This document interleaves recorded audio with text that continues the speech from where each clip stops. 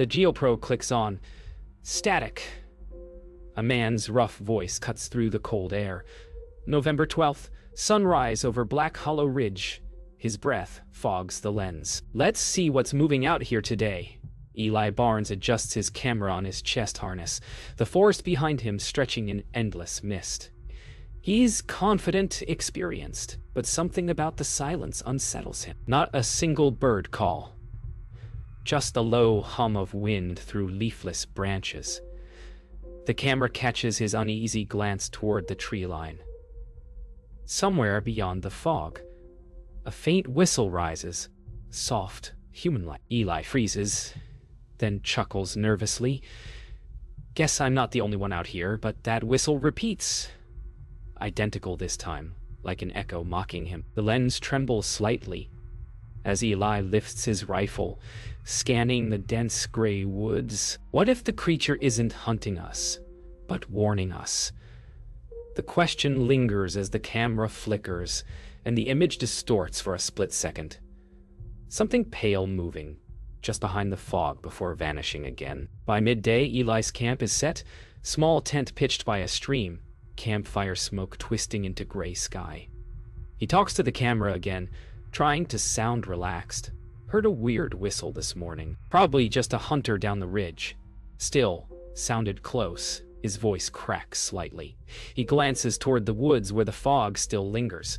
The forest feels heavier now, like it's listening. The GoPro records the wind whistling through the hollow.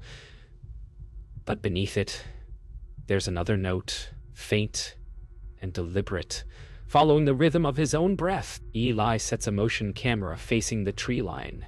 The lens captures nothing but falling leaves until a branch bends against the wind. He mutters, "Thought I heard something." The GoPro's timestamp flickers for half a second, 12:47, 13. Then jumps backward to 12:47, 11. Eli frowns, checking the screen.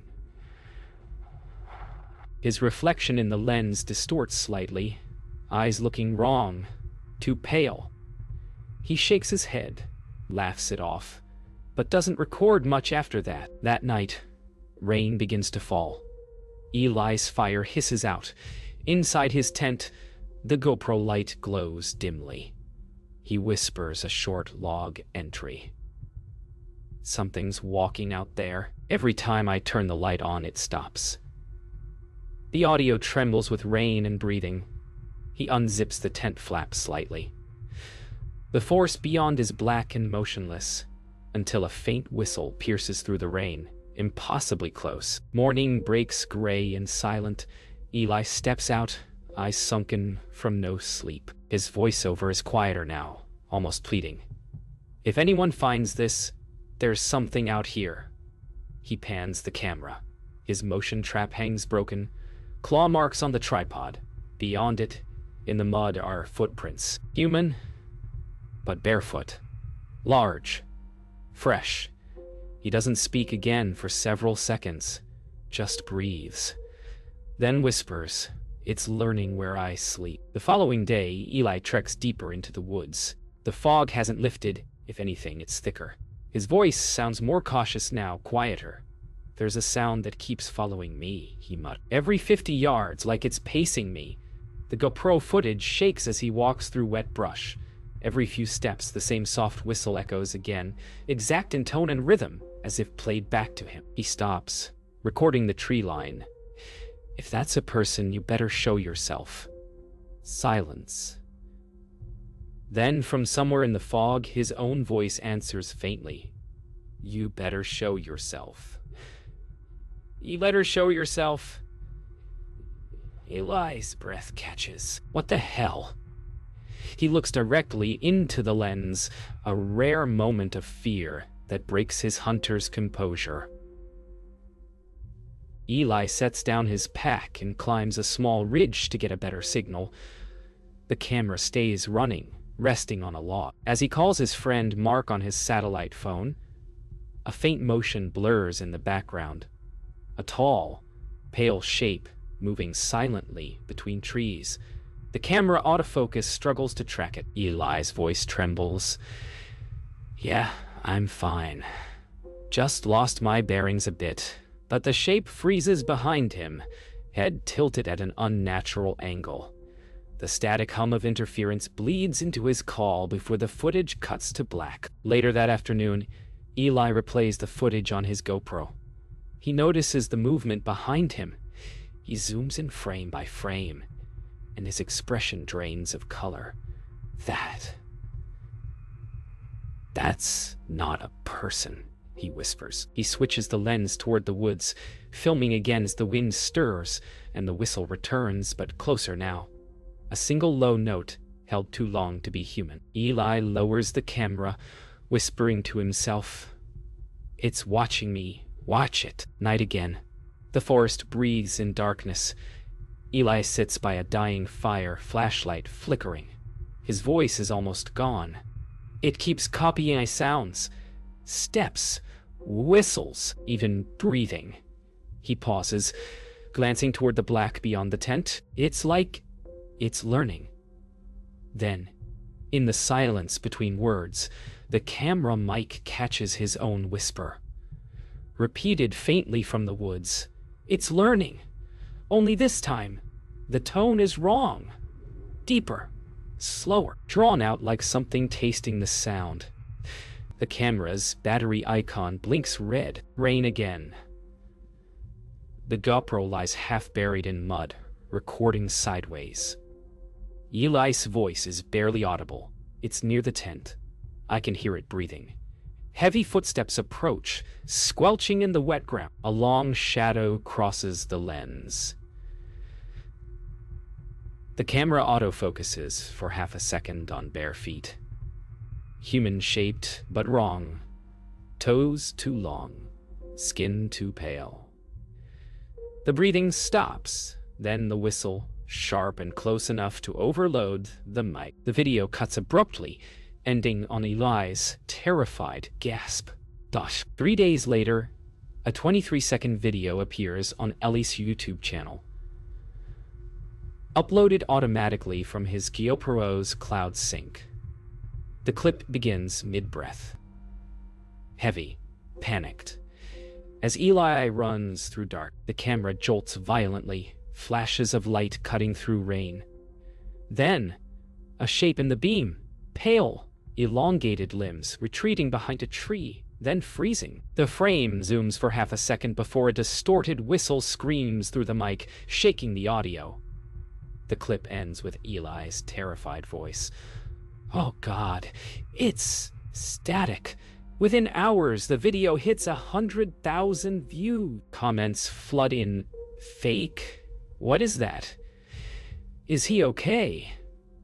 But no one can reach Eli. Eli's friend, Mark Reese, drives out to the ranger station, clutching his phone.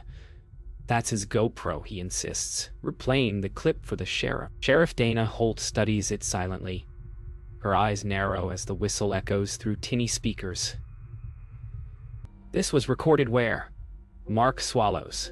Black Hollow Ridge. He was supposed to check in Sunday. The sheriff's voice is low, careful. Then we start looking tonight. Outside, rain hammers the roof. The mountains are waiting. The search team moves out before dawn. Sheriff Holt leads 2 rangers through the mist, headlights cutting narrow tunnels of light through the fog.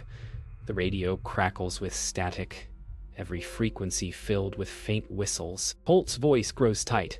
"Mark, turn that radio off." When they find Eli's truck, it's half sunk in mud. The door is open, blood smeared across the handle. The engine key still in ignition. His dog, soaked and trembling, sits beside it, whining toward the forest. They search until morning. Mark finds a torn scrap of Eli's camouflage jacket caught on a broken branch near the ridge. Sheriff Holt kneels beside it, examining deep impressions in the mud. Not quite boot prints, not quite animal tracks. "Something dragged him," she murmurs. The wind shifts, carrying a faint whistle across the valley. Mark goes pale. That's the same sound from the video. They all stand still, listening. The sound continues, but it's coming from several directions at once. By sunset, Sheriff Holt calls off the first day's search. We'll regroup tomorrow. But that night, back at the station, she replays Elias' video again. Frame by frame, just before the whistle, she freezes the image. The pale figure standing behind a tree. For the first time, she notices its face reflected faintly in the rain droplets on the lens. Human. Almost. The features blurred, but hauntingly similar to Eli's. Her voice barely above a whisper. What if it remembers the last person who saw it? The power flickers. Outside, from far in the valley, comes one long, perfect whistle. Dawn breaks over Black Hollow Ridge. Sheriff Holt and her small team of rangers trudge through mud-soaked undergrowth. Mark follows closely, clutching the GoPro that recorded Eli's final footage. Every step crunches leaves underfoot, but the forest seems unnaturally silent. No birds, no squirrels, only the distant roar of wind through skeletal branches. Suddenly, the GoPro picks up a soft whistle from behind them, identical to Eli's. Holt freezes hand on her holster. It's closed, she whispers. Every instinct screams that someone or something is watching. A shadow flits past between two trees. The team stops scanning, but sees nothing. The forest feels alive. Hungry, they discover Eli's tent, torn and soaked. The remains of a small campfire smolder, wet ash barely holding heat. A tripod lies smashed beside it, camera lens shattered. Sheriff Holt kneels, brushing mud from a set of footprints. They are humanoid, but elongated, larger than any human could make. Mark stares at the prints. This isn't normal. Holt looks past him into the shadowed forest. The whisper returns, closer now, echoing their movements. They follow the trail to a hidden ravine. The walls are slick with moss, and the shadows seem unnaturally deep. Every step echoes, but the echoes are sometimes delayed, sometimes duplicated, as if the forest itself is playing tricks. The whistle repeats intermittently, now paired with soft, irregular footfalls. One ranger swears he sees a figure move across the ridge above them. Holt signals silence, listening. The air thickens, heavy with fear and wet earth. Night falls. The team camps in a small clearing. They circle around a fire, flashlights cutting narrow beams through the fog. Every time someone moves, the forest replies. A faint whistle, a snapping twig. Mark checks the GoPro footage again. The camera lens shows glimpses of pale shapes moving just beyond firelight. Holt whispers, "Whatever's here, it knows us." Their breaths are visible, hearts pounding in silence. Around midnight, a whistle sounds directly behind them. Every head snaps toward the sound. For a split second, they see it. A tall, thin, pale figure standing just beyond the trees. Its eyes glow faint white in the darkness, reflecting the firelight.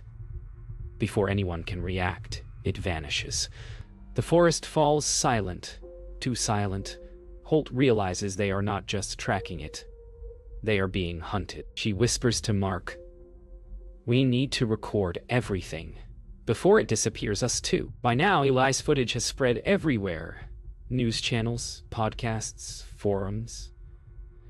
But in Black Hollow, people whisper something else. Sheriff Holt visits Martha Kinsey, an old mountain woman who remembers stories her grandfather told. Martha's house is filled with dusty hunting trophies and faded photographs. She tells Holt, they called it the Whistler, said it came after the ones who took too much from the woods. Holt leans in. A spirit.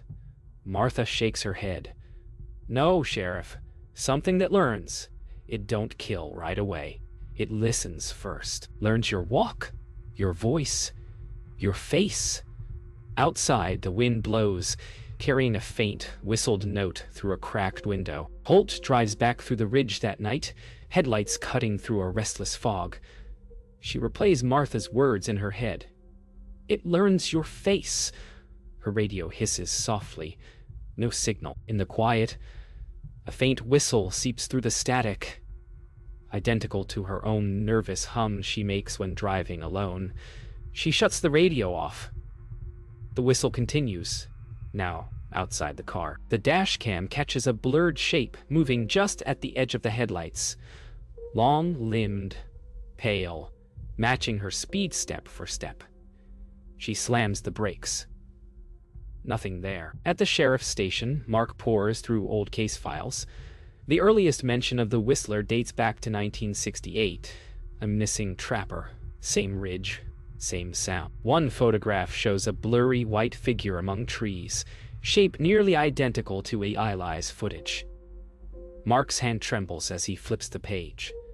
The final report reads, "Body never found." Last recording contained repeated calls of the victim's own voice. He looks up at the wall clock. The second hand ticks, but out of sync, like it's stuttering. Then, softly from the corner of the dark office, comes his own voice whispering, "Turn it off." Later that night, Sheriff Holt joins Mark near Ellie's last known camp. They find the broken tripod, the motion camera, and next to it, a crude wooden totem tied with old cloth strips. Mark whispers, "It's whistling." The sound isn't coming from the woods now. It's coming from the totem itself, the hollow inside it producing the same two-note tune heard in Eli's footage. Holt leans closer. The whistle stops. Then faintly from behind her shoulder comes her own whispering voice. "Don't move." Mark raises his flashlight. Behind them, another totem. Then another. Back in town, the locals gather in the diner, lights flickering from an approaching storm. Martha sits near the window, staring into the black tree line beyond the road. "It's awake again," she murmurs. A truck passes. For a second, its headlights reveal a tall figure standing motionless by the forest edge, face pale and still. Inside, everyone freezes. Then, the power cuts. In the dark, the familiar whistle begins, circling the diner. One note. Then another. And among the crowd, a voice, perfect imitation of Ellis. It's learning. The lights flicker back on. The window glass is cracked from the inside. It's been 2 weeks since Eli vanished. His YouTube account, dormant since the viral clip, suddenly updates with a new upload. Holofootage last.of. No one claims responsibility. No one can trace the upload. The video begins with Ellie's labored breathing. It's night, rain pouring hard, the GoPro light flickering red. His voice trembles. "It's been following me for hours. I can't lose it." Every few seconds the whistle echoes, always the same distance away, never closer, never far. Lightning flashes. In that split second, something long and pale moves across the trees. The shape stops, facing the camera. Eli whispers, "It knows I'm recording." Eli's breathing grows heavier. "It's copying me," he gasps. Every step, every breath. The video shakes violently. He's running now, branches slapping the lens. His voice becomes disjointed. "If someone finds this, don't answer the whistle." Behind him, the same running sound mirrors his pace exactly. Every pause, every stumble, echoed milliseconds later, like a cruel playback. He stops abruptly. The echo stops too, then a single whisper, not his voice, repeats, "Don't answer the whistle." The footage cuts, then returns. Static. Muffled breathing, Eli whispering prayers. His flashlight flickers across something impossible, a massive tree carved with hundreds of faces, some fresh, some eroded, all human. Each has its mouth open in a silent O, as if mid-whistle. Eli steps closer, hand shaking. The camera picks up faint movement, one carved face blinking slowly, wet eyes reflecting light. His whisper, "Oh, God, they're not carvings." The whistle begins again, louder, circling. The camera jolts. Eli is running again. The The forest bends around him like it's breathing. He screams, not in fear, but rage, and fires his rifle. The muzzle flashlights a pale figure mid-stride, its body too thin, head snapping toward the sound. The whistle returns instantly, mimicking the gunshot rhythm perfectly, like laughter. Eli trips. The GoPro tumbles, landing sideways in the mud. He crawls toward it, face streaked with rain and dirt. "I don't want to see it anymore," he sobs. Behind him, the figure crouches, jointed wrong, almost human. The camera shakes, then freezes on his wide, terrified eyes. The last 10 seconds of footage are quiet. No breathing, no rain. Just the faint mechanical hum of the GoPro lens trying to refocus. Then, Eli's face appears, but it's wrong. His expression is blank. Eyes black and reflect. He lifts the camera, tilts his head slightly, and lets out one soft, perfect whistle. The screen glitches. Frame splits between Eli's face and something behind him. A second, almost identical figure watching. The file ends abruptly, cutting to static. Sheriff Holt stares at the uploaded video on her office monitor, frozen in disbelief. "It learned him," she whispers. Outside, through her open window, the same whistle plays. Once, softly, in Eli's exact tone. The morning after the final upload, Sheriff Holt leads one last search. The valley is silent, stripped of wind and birdsong. The team finds Eli's GoPro near the old ridge, battery dead, lens cracked, but still recording faint static. No sign of Eli. Only his rifle, barrel bent, covered in a thin frost. Holt kneels, brushing mud from the camp. For a split second, she swears she hears breathing inside the static, slow, steady, matching hers. "Eli," she whispers. The static pauses. Then, a faint whistle responds, short, low, deliberate. She drops the camera, heart pounding. The footage from the recovered camera is processed by state investigators. The final frame shows something no one can explain. A distorted reflection in the lens of the GoPro. A face, human-like, pale, eyes black and glassy. Its features match Eli's, but off, like a memory redrawn from description. Technicians enhance the image, layering filters. Each adjustment reveals more. Teeth too sharp, jawline bending, eyes that seem to shift direction between frames. Someone in the room whispers, "It's looking back at us." The file corrupts seconds later. That evening, Sheriff Holt returns to Eli's cabin to return his belongings to the family. The power is out. Only her flashlight beam cuts through the dust.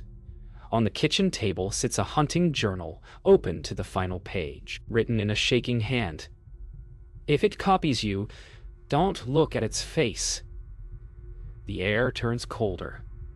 The faint whistle begins again, this time coming from the reflection in the window, where something stands outside. She turns slowly toward it, flashlight trembling. Only fog. Nothing else. Days later, Mark receives a small package. No return address. Inside, a flash drive labeled simply GoPro 7. When he plugs it in, a single video file appears. The recovered footage from Eli's perspective, but cleaner, clearer, and ending differently. This version doesn't cut at the whistle. Instead, Eli looks into the camera, calm, smiling faintly. "It's not angry," he says softly. "It just wants to be seen." He tilts the camera upward, revealing the creature standing behind him. Identical to him now, expression blank, eyes white and endless. The screen fades to black. The final sequence cuts back to the recovered camera, now displayed in a museum exhibit on unsolved disappearances. Visitors pass by the cracked GoPro behind glass, looping Eli's final 10 seconds on mute. The footage ends on the same frame. Eli's face, or the thing wearing it, staring into the lens. Slowly, faint static flickers again, and for one impossible moment, The eyes shift, following whoever stands before the glass. A plaque beneath the display reads, Eli Barnes, missing, presumed dead. But from the speakers above, almost too quiet to notice, plays a low, perfect whistle.